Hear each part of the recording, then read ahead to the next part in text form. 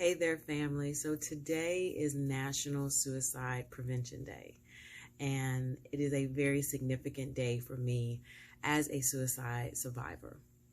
I was 13 years old the first time I attempted to take my life, and unfortunately, that was not the last time.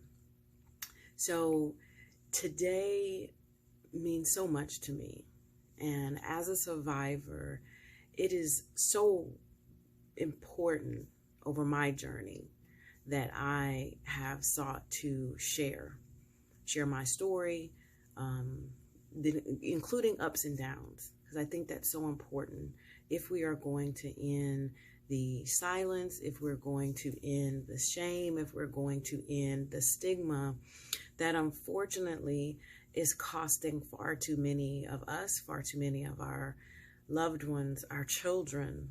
The alarming rate at which suicide deaths among young people is rising is scary.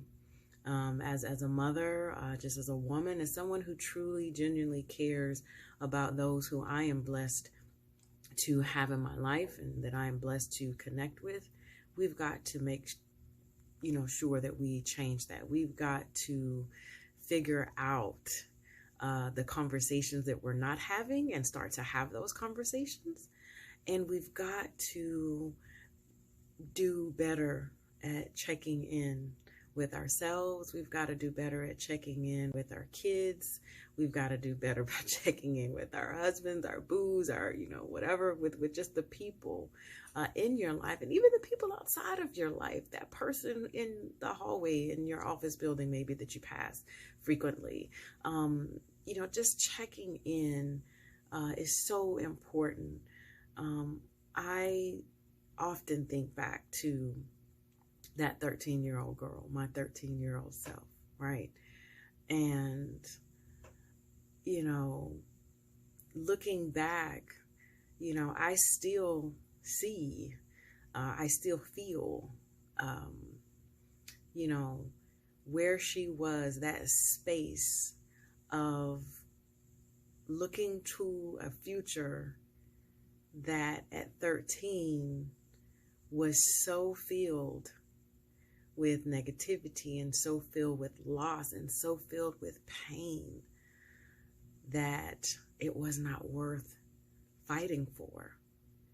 At 13, I did not feel it was worth enduring all the things that I was enduring at the time, the traumas and the hurt, and it was not worth enduring that to get to a future version of myself, because I did not see a version of myself. I did not see a version of life for me that was worth it, that was worth living. And that is, that's sad, very sad, but it's where I was. I remember that day and I had long been thinking about it. The thought didn't just pop in. I was like, oh yeah, I'll kill myself. I had lost that battle of suppressing that thought. And I was like, yep, let's just do it. And I can remember that night. I can remember, laying in my bed, thankful. I actually got one of the best night's sleeps I had gotten in a long time. Because I felt relieved that once I laid down that night, I would not be waking up again. And I also remember waking up in the hospital almost a week later and being angry and being frustrated that I was still here. I remember leaving the hospital. And what sticks out to me about that part is that no one asked me why. No one asked me why at 13 I tried to kill myself. Why at 13 did I not want to be here anymore? And that would not be helpful That would really, or that really just resulted in me getting a little bit more resolved in the next time, because I was definitely, resolved to say, okay, well, that didn't work. I got to figure something else out, because I still really don't want to be here. And the fact that no one asked me why makes me even more, sure that I'm making the right decision, because no one cares, right? And so, eventually, after my third attempt, and it was again, escalating to physical, I've got to do something, beyond, taking enough pills to just get my heart or to stop or give out, or, now I've got to really look at more physical and potentially violent ways to end my life. And then after, I was like, okay, this is not working. And then again, by the grace of God, I was just like, okay, if that's not working, now I have no choice but to figure out, how am I going to live? How am I going to survive? How am I going to get to a place to where I've got something that I can look forward to?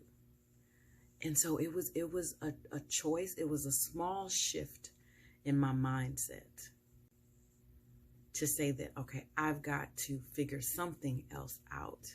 And there just may be a reason that I am here.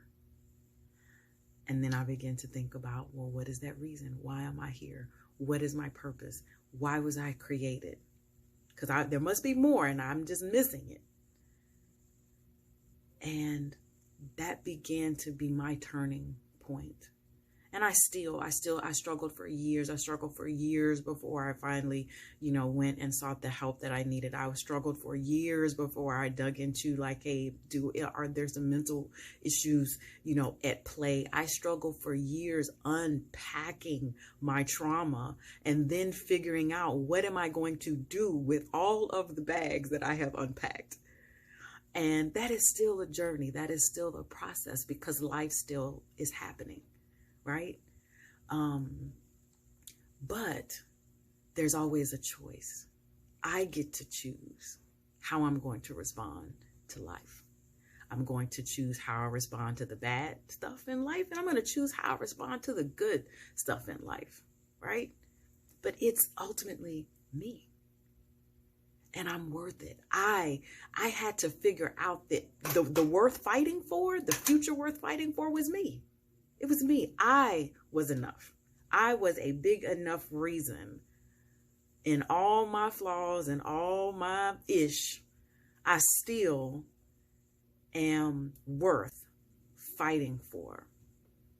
And so I hope on like this day today, as we really pause to recognize those that we lost, if we are survivors, that we honor our journeys, that we share our journeys, that we use what we've learned, the good and the bad, to help others, to help this next generation, those outside of your households.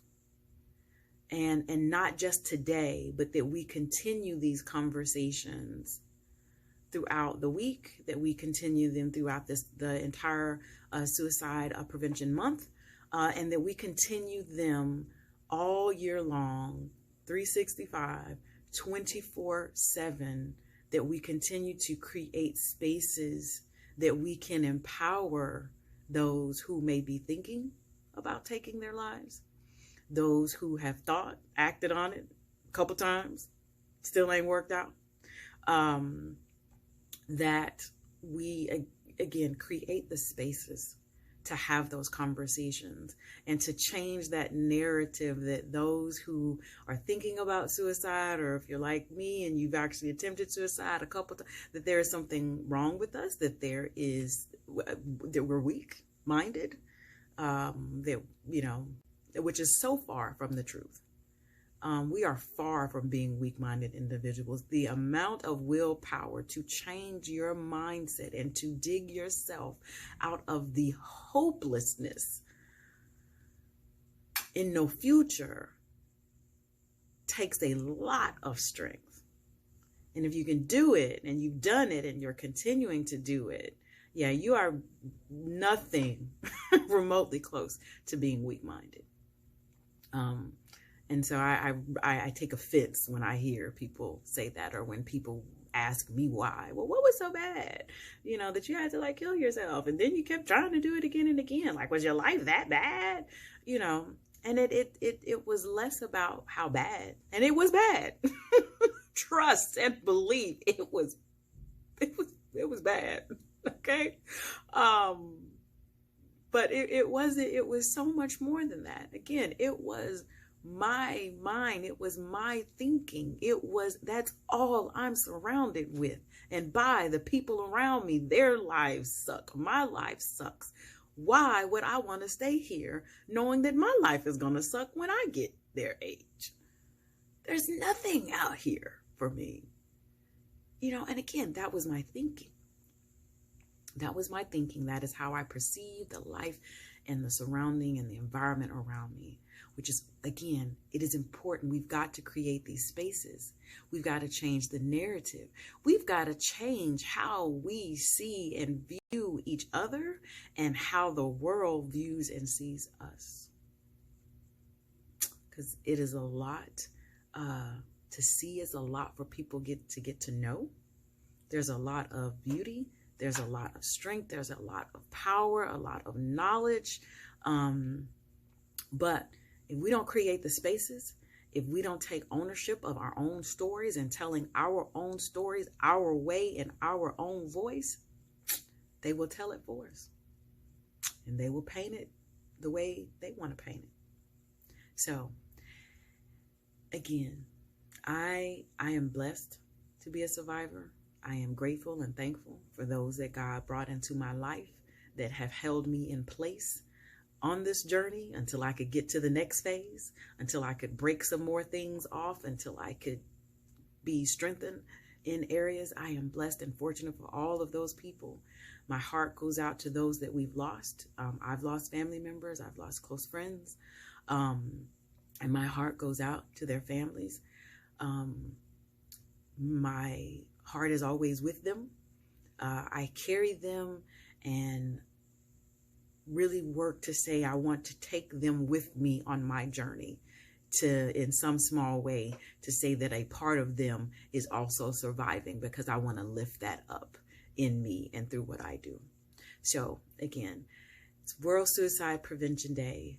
Check in with someone that you haven't spoken to in a long time. Check in with yourself. Give yourself some grace. Give yourself some love. And talk. Let's break the silence. Let's break the silence. Let's not have more and more of our babies. Let's not have more 13-year-old me's, waking up angry because their suicide wasn't successful. Let's save 13-year-old me from herself. I keep her with me all the time. She's still very much a part of me. I see her. I see her hurt behind her smile.